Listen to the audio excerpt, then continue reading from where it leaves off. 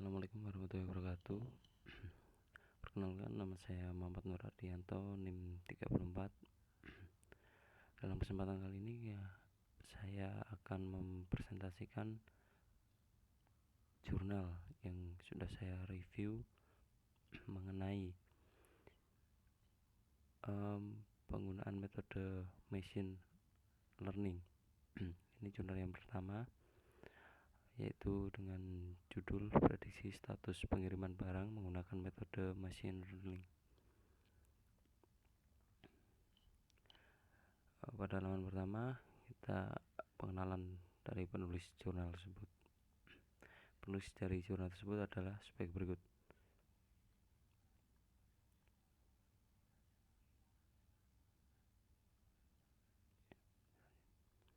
Lalu berikutnya ini dalam presentasi kali ini ada 6 bab yang akan saya bahas. Yang pertama itu ada pendahuluan, tujuan, metode, hasil pembahasan, langkah perancangan. Yang keenam ada kesimpulan. Yang pertama ini dari pendahuluan. Dari perkembangan teknologi informasi saat ini itu memungkinkan sebuah organisasi atau perusahaan mempunyai kapabilitas dalam mengumpulkan data yang berhubungan dengan apapun proses bisnisnya dalam jumlah yang besar dan waktu yang singkat. Tapi itu diperlukan tahap tertentu agar data yang ada dapat dijadikan sumber informasi atau pengetahuan sebagai dasar pengambilan keputusan. Tujuan dari penulisan jurnal ini antara lain adalah untuk memprediksi suatu nilai yang belum diketahui berdasarkan data yang ada, disebut analisis data prediksi atau predictive data analysis, khususnya untuk memprediksi status pengiriman barang yang dilakukan oleh perusahaan ekspedisi pengiriman barang melalui pesawat udara. Metode yang digunakan dalam jurnal ini adalah mengacu pada proses machine learning yang mengacu pada proses data mining, dan sebagai berikut urutannya atau flow chartnya.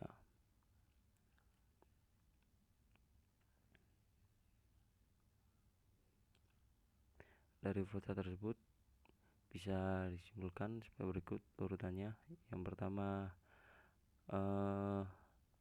memahami proses bisnis, yang kedua memahami data, yang ketiga mempersiapkan data, yang keempat pengembangan model, yang kelima evaluasi, yang terakhir implementasi. Berikut penjabarannya. Dari langkah atau tahap awal yaitu ada business understanding atau memahami proses bisnis, yaitu memahami proses bisnis dari pengiriman barang oleh perusahaan kargo. Terus yang kedua ada memahami data. Dalam memahami data ini terkait dengan proses bisnisnya, baik yang sudah tersedia maupun yang masih perlu dilakukan pencarian lebih lanjut. Tahap ketiga yaitu ada mempersiapkan data. Dalam tahap ini dilakukan dengan mengubah format yang sesuai dengan kebutuhan, mereduksi variabel yang tidak diperlukan, dan menghilangkan data dengan nilai yang hilang atau missing value, dan penambahan atau pengubahan nilai pada salah satu atau beberapa variabel agar sesuai dengan tujuan penelitian dan pendekatan pengembangan model tersebut.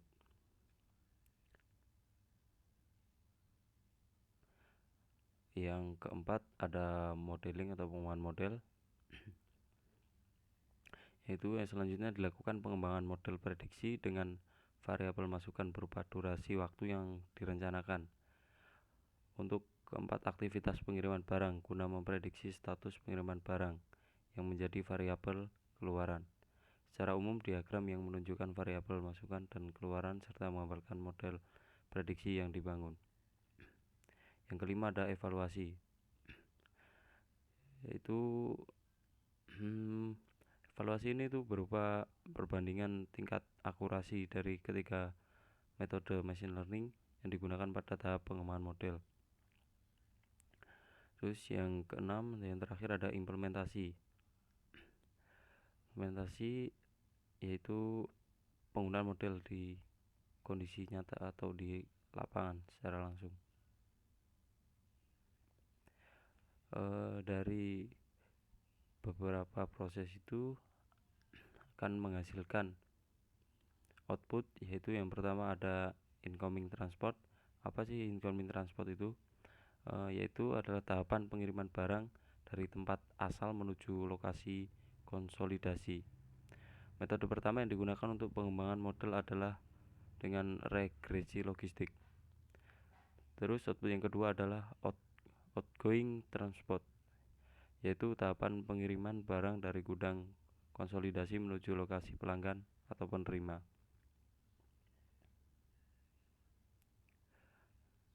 Dan berikut hasil kesimpulan, yaitu model prediksi berbasis metode machine learning dapat diaplikasikan dalam dunia logistik, khususnya dalam memprediksi status pengiriman barang pada perusahaan kargo.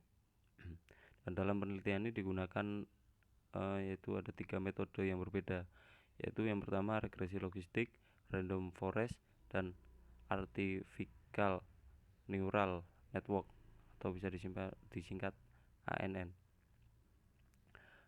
Untuk berdasarkan hasil percobaan yang dilakukan, metode random forest itu menghasilkan nilai akurasi yang lebih baik jika dibandingkan dengan metode lainnya. Pada aktivitas incoming transport maupun outgoing transport menunjukkan bahwa metode random forest dapat menghasilkan akurasi terbaik sebesar 76,6%, sedangkan metode ANN dan regresi logistik sebesar 73,81% dan 72,84%.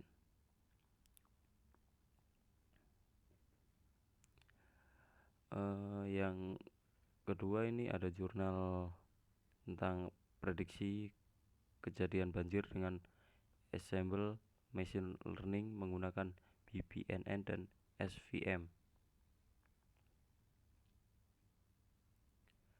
Berikut biodata dari sang penulis jurnal tersebut.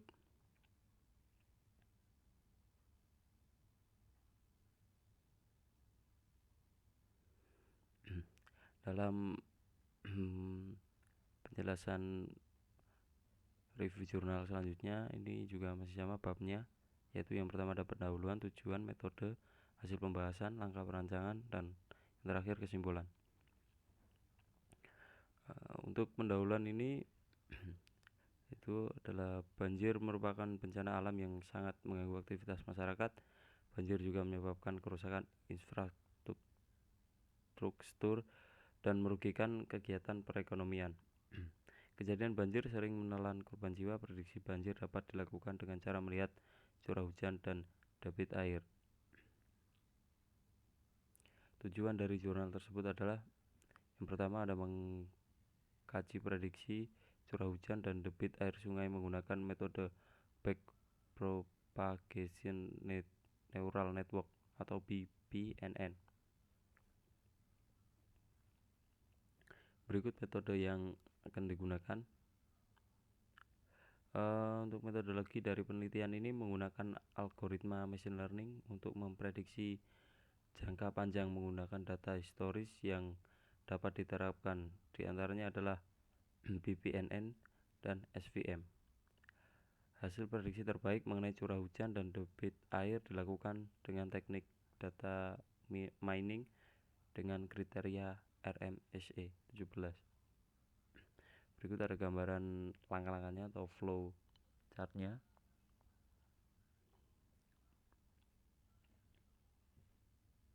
Berikut langkah penjabarannya dari flowchart tersebut. Langkah pertama yang diambil adalah pengumpulan data. Ini dilakukan pengumpulan data dari sumber BMKG dan Badan Pengawas Sungai.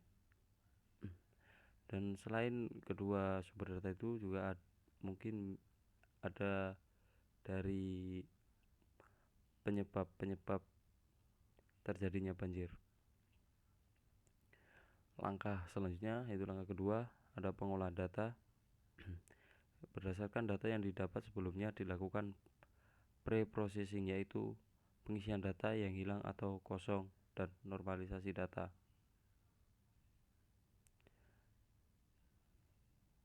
Langkah selanjutnya adalah prediksi banjir.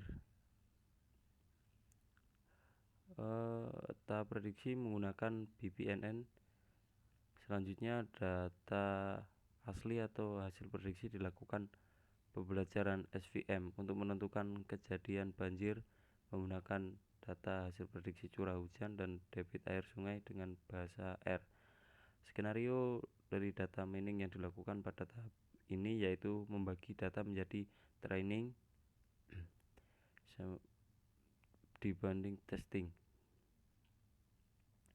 Yang terakhir ada evaluasi. Tahap terakhir yang dilakukan adalah evaluasi performa ensemble machine learning untuk memprediksi curah hujan, debit air, dan kejadian banjir. Berikut hasil dari pembahasan langkah-langkah tersebut. Yang pertama ada prediksi curah hujan dan debit air dengan BPNN. Untuk penggunaan machine learning untuk memprediksi banjir dalam jangka waktu 6 dan 30 hari ke depan dengan menggunakan teknik data mining. Variabel yang digunakan untuk memprediksi banjir adalah curah hujan dan debit air. Selanjutnya ada prediksi banjir jangka panjang.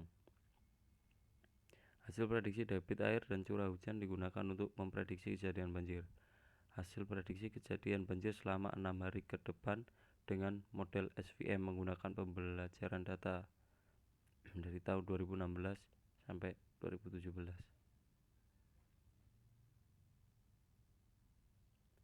Kesimpulan dari jurnal ini adalah prediksi curah hujan dan debit air terbaik di Deli Serdang menggunakan BPNN adalah prediksi 6 hari dengan kombinasi training banding testing yaitu 60/40 dengan RMSE terendah. Prediksi banjir ini menggunakan SVM dengan variabel hasil prediksi curah hujan dan debit air ini telah menghasilkan sebuah kesimpulan yang benar bahwa tidak akan terjadi banjir untuk 6 hari ke depan. Sekian penjabaran dari saya, kurang lebihnya mohon maaf.